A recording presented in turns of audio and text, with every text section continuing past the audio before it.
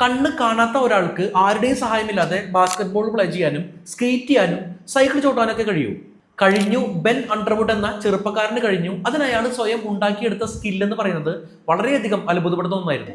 കാരണം ബെൻ ഈ ലോകത്തെ കാണുന്നത് വവ്വാലുകളും ഡോൾഫിനുകളും ഒക്കെ ഉപയോഗിക്കുന്ന പോലെ എക്കോ ലൊക്കേഷൻ ഉപയോഗിച്ചാണ്.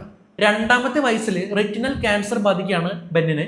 ഇതിനെ തുടർന്ന് ജീവൻ നിലനിർത്തണമെങ്കിൽ 2 കണ്ണുകളും റിമൂവ് ചെയ്യേണ്ട അവസ്ഥ വന്നു. അങ്ങനെ 2ാമത്തെ വയസ്സിൽ ബെന്നിന്റെ കാഴ്ച നഷ്ടപ്പെടുകയാണ്. പക്ഷെ കാഴ്ച നഷ്ടപ്പെട്ടതിന് ശേഷമുള്ള ബെന്നിന്റെ ജീവിതം ചുറ്റുമുള്ളൊരു വിശ്വസിച്ച പോലെ അത്ര ലിമിറ്റഡ് ആയിരുന്നില്ല. തന്റെ നാവ് ഉപയോഗിച്ച് സൗണ്ട് ഉണ്ടാക്കി, ക്ലിക്കിംഗ് സൗണ്ട് ഉണ്ടാക്കി. അത് ചുമരിലും തൂണിലും ആളുകളിലും ഒക്കെ എക്കോ ബൗൺസ് ചെയ്ത് വരുന്നത് ശ്രദ്ധിച്ച് മനസ്സിലാക്കാൻ തുടങ്ങി ബെൻ. പതിയെ ഈ സ്കില്ല് ശക്തിപ്പെടുത്തി തന്റെ മുന്നിലുള്ള ഒബ്ജക്റ്റിന്റെ വലിപ്പം, അതിന്റെ ഷേപ്പ്, അതിലേക്കുള്ള ദൂരം എത്രയാണ്, ഇതെല്ലാം മനസ്സിലാക്കാനായിട്ട് ബെന്നിന് കഴിഞ്ഞു. ഒട്ടും പരിചയമില്ലാത്ത ഒരു ബിൽഡിങ്ങിനുള്ളിൽ ഈ സ്കിൽ ഉപയോഗപ്പെടുത്തി റെഗുലർ സ്പീഡിൽ, നമ്മളൊക്കെ നടക്കുന്ന അതേ സ്പീഡിൽ തന്നെ നടന്നു നീങ്ങാനായിട്ട് കഴിഞ്ഞിരുന്നു ബെന്നിനെ. ഡാനിയൽ കിഷ് എന്ന ബ്ലൈൻഡ് ആയിട്ടുള്ള ഒരു എക്കോ ലൊക്കേഷൻ എക്സ്പേർട്ട് പറഞ്ഞത്, എക്കോ ലൊക്കേഷൻ യൂസ് ചെയ്യാൻ ശ്രമിക്കുന്നവരെ അറിയാമെങ്കിലും അദ്ദേഹം അറിഞ്ഞതിൽ വെച്ച് മോസ്റ്റ് അഡ്വാൻസ്ഡ് ആയിട്ടുള്ള എക്കോ ലൊക്കേറ്റർ ആണ് ബെൻ എന്നാണ്.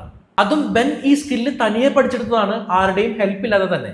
തന്റെ കണ്ണ് നഷ്ടപ്പെടുത്തിയ അതേ സെയിം ക്യാൻസർ കാരണം 2009 തന്റെ 16ാമത്തെ വയസ്സിൽ ബെൻ അണ്ടർവുഡ് മരണപ്പെട്ടു.